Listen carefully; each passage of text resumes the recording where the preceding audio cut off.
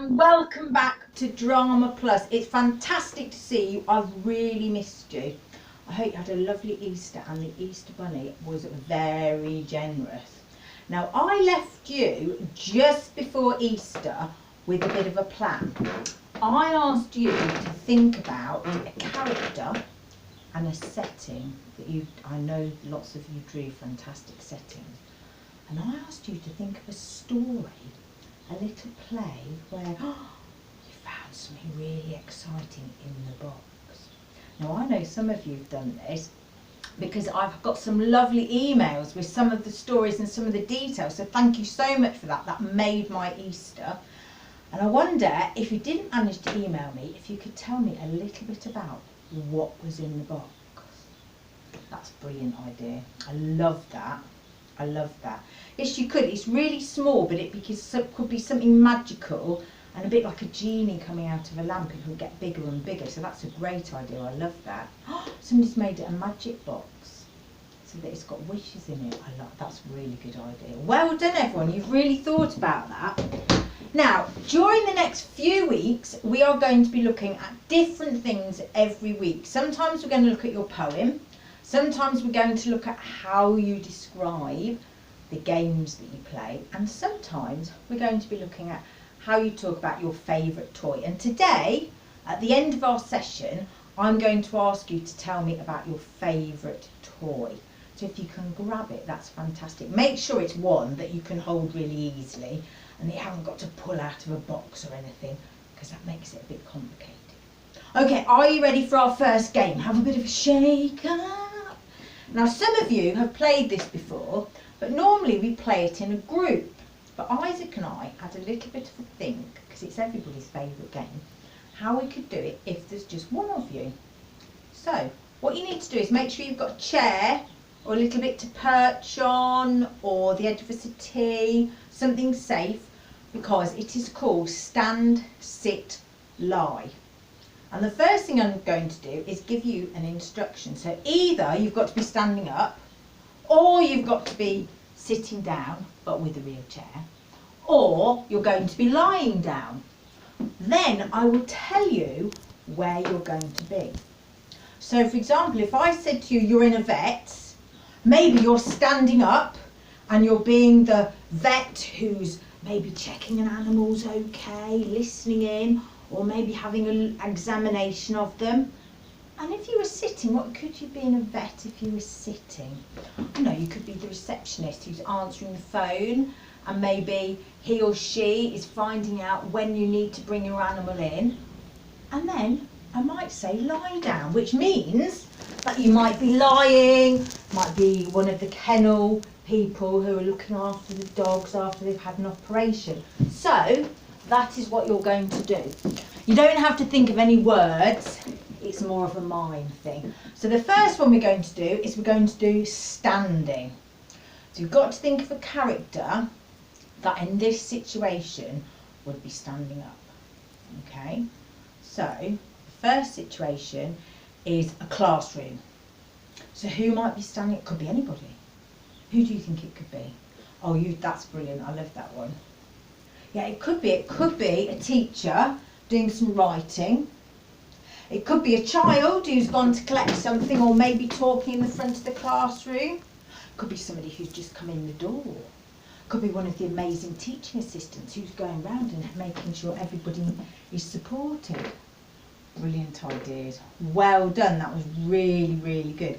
Now the next one we're going to do, I've got them written down so I don't forget. The next one we're going to do is a magic castle. And for this one, you're going to be lying down. So what might you be doing? Lying down in a magic castle. Who could you be? Could you be a beautiful prince or princess who is asleep, waiting to be woken from a spell? Maybe you're somebody who is cleaning the floors on the floor. Maybe it's somebody who's been frozen on the floor by a terrible spell. So what do you think, lying down, you could be in a magic castle? Let me hear you shout it out. Fantastic ideas. If you've got somebody else doing it with you, you can say to them, you can sit or you can stand. So they've got other people doing the sit and the stand and the lie. That would be amazing. Okay, let's try another one. This one, and this is really good for the imagination. I love this one. This one is going to be 50 years' time. So what could you be doing in 50 years' time? And you're going to be sitting down. So something in 50 years' time that you're going to be sitting down for. When we did this last time, somebody said a flying car, which I thought would be brilliant. And I would love that because I don't really like driving, so I would love it if I could be flown around. Or maybe you're in a time machine, or maybe you're in a virtual classroom. So you've got headphones on and things. Some really good ideas. Well done, that's brilliant. Okay, this time you're going to be lying down again, and you're going to be in the era of the dinosaurs. So when there were dinosaurs, why might you be lying down? Why might you be lying down? Do you think you could be lying down because you're hiding from a dinosaur? Or maybe you could be one of the dinosaurs and you're having a bit of a rest. Or maybe you're lying down by the side of the stream having a drink. What could you be in the dinosaur era? Lying down. Okay? Brilliant idea. I can see some of you are really getting the hang of it now. That's really well done. Okay, for this one, we're going to be standing up, really straight and tall, and we are going to do in a garage. Now, this might be a garage where they're mending cars, or you're doing petrol, or it could just be in your garage. So you could be anything in your garage. We have everything in our garage. It's like a different world, isn't it, Isaac? It is. You could find everything or not find anything, as the case may be. So what could you be doing in a garage standing up? Maybe you're fixing a wheel. Maybe you're being paid for doing some work on the car. Maybe you're doing the petrol. That'd be quite good, wouldn't it? Maybe you're waving to somebody and indicating for them to bring the car over. Fantastic, brilliant. You are doing so well at this, well done. Next week we're going to be really concentrating on mime. We're going to have a lesson thinking about mime. So what you're doing now and the super skills that you are showing are going to be amazing for next week. I won't need to give you much instruction because you're so good. Okay, the last one we're going to do, we're going to be sitting down again. And we are going to do a forest. Now, if you want it to be a magical forest, it can be. If you want it to be just a beautiful forest filled with nature, if you want it to be a big forest or a tiny little forest with just a few trees, you decide, and you're going to be sitting down for this one. Sitting down in the forest. What might you be doing sitting down in a forest? Maybe having a picnic.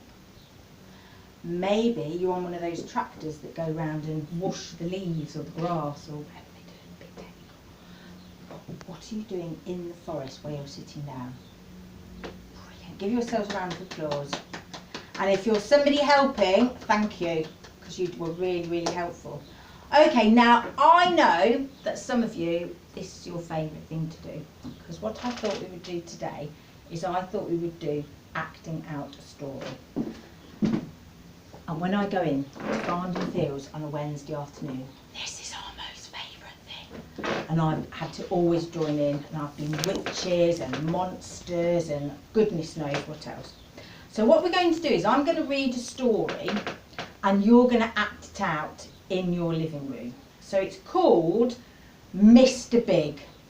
And I love this story. And in it, he's playing instruments and doing all sorts of things. So everything that I say, you're going to act out. You're going to be Mr. Big, okay? So you're going to act out the story and use your acting skills. And Mr. Big is called Mr. Big because he's very big.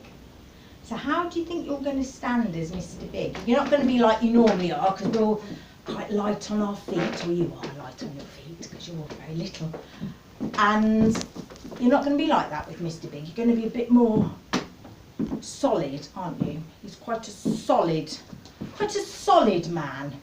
So how can you show that in your movement that he's really solid? big. He was so big that anywhere he went, all anyone saw was someone big and scary. No one stuck around to find out who he really was. So inside, Mr. Big felt very, very small. So what you need to do is sort of sit down and show that you're feeling very sad. In this part of the story, you're feeling really sad. Oh, you do look really sad, well done. And that's how it always was. When Mr. Big went to the cafe, everyone had other things to do. So you can pretend you're Mr. Big sitting in the cafe, having your dinner, having your tea, and you're feeling really sad, so you might be looking around and seeing everybody else chatting, having a great time, and people aren't talking to you. So can you show me a really sad face at the same time as eating? So good at these. I do like doing this story. When Mr. Big got on the bus, everyone else got off. So imagine you're climbing onto the bus, and as you climb on, watch everyone else get off. That would be horrible, wouldn't it? And when he went to the pool, well, let's just say everyone needed to be somewhere else. No one ever saw the real Mr. Big.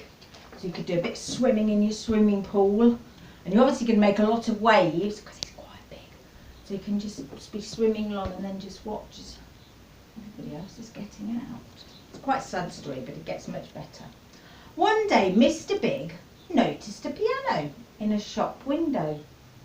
It looked all alone, just like him. So he bought it and took it home. Now this is a good bit of mime, this is. I want you to imagine trying to pick up a piano and carry it up the stairs. So see if you can try and put it on your back and, oh my goodness, that's really heavy. So you're going to try and get up the stairs. So I want to see everyone really struggling. Oh, I don't think I could do that. I don't even think I could do that with a trumpet. So struggling up the stairs. Oh, that's good acting, that is. And Mr. Big sat alone at the piano. He thought of all the things that made him sad. And then he played. Let me see you play the piano. Wow, I can almost hear it. His music drifted out through the open windows and into the evening sky. It drifted across the rooftops over to his neighbours. And they wondered, who was playing such beautiful music? So now, if you're going to be Mr. B, you're really playing really beautiful, lovely music. And the window's open and everyone can hear it. But he doesn't know yet that everyone can hear it. The word spread, and night over night, everyone came from all over town. And still, no one knew who was playing. So you're still there playing the piano. Mr. Big was still alone and he still looked sad. So you're playing your lovely piano, still feeling a bit sad. And then, one morning, Mr. Big received his first ever letter. So you need to look over. Oh, there's a letter on the mat. So you go and pick it up and open it. I wonder what it says. Let's have a look. It says, Dear Mystery Pianist, thank you for my beautiful music. I couldn't read that word, it was the wrong page. Everyone's been listening to you for weeks and we're all wondering one thing. Who are you? We'd love to meet you. Me and a couple of the guys are playing tonight at the Blue Note. Please come and join our band. See you later. That night, Mr. Big joined the band. All night long, the joint was jumping and no one wanted to leave. Everyone could see the real Mr. Big, so I want you to do a real performance now on the piano. Oh, he's so cool and he's playing. Big band and other people, everyone's dancing and he's so happy.